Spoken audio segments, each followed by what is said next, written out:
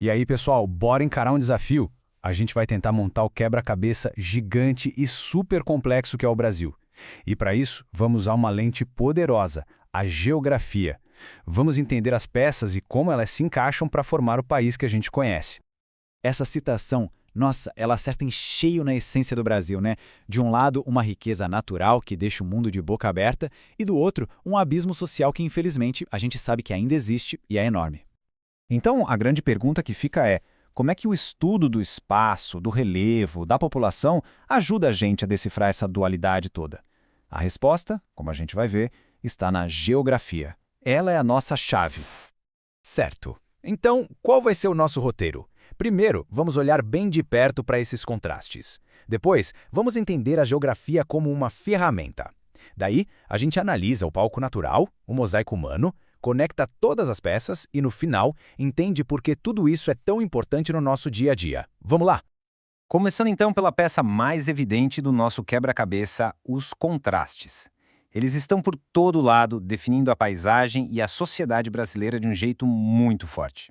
E aqui a gente vê essa divisão de forma muito clara. De um lado, temos biomas que são importantíssimos para o planeta inteiro, uma biodiversidade que é inacreditável.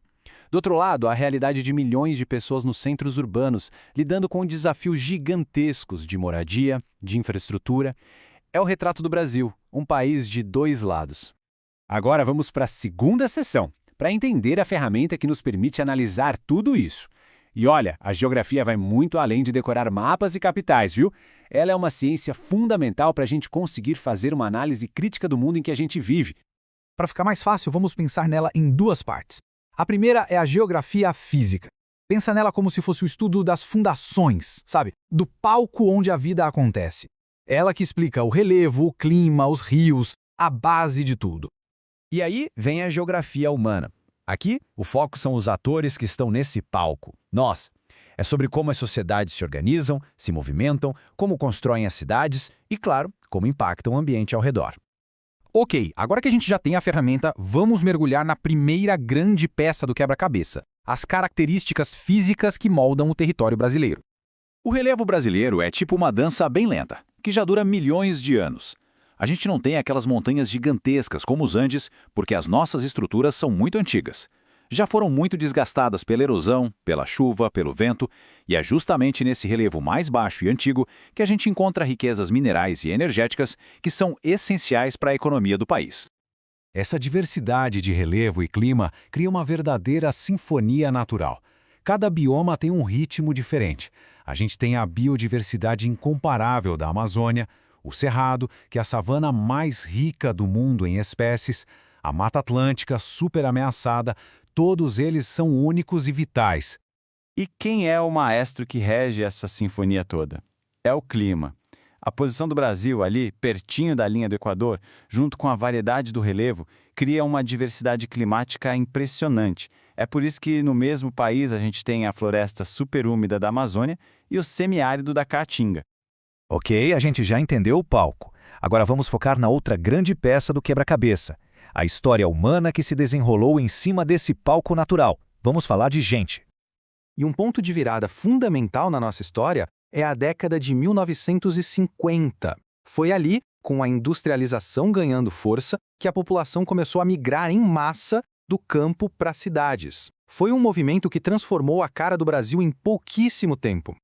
Se antes o principal movimento era o famoso êxodo rural, hoje a situação é muito mais complexa.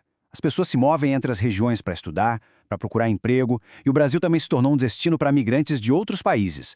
Os fluxos são muito mais diversos.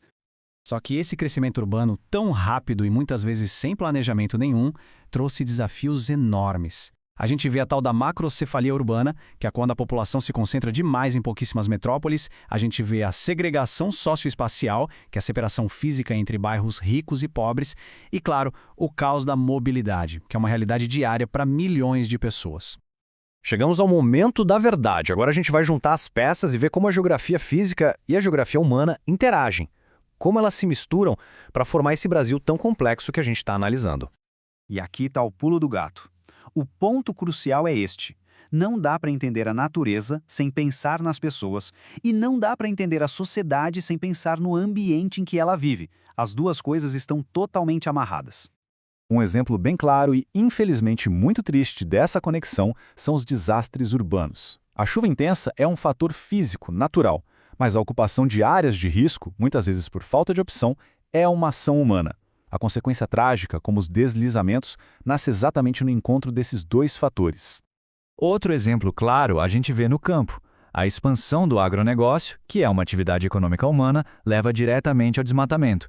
E esse desmatamento, por sua vez, impacta os sistemas físicos. Ele mexe com o ciclo das chuvas, com a qualidade do solo, afetando todo mundo no final das contas.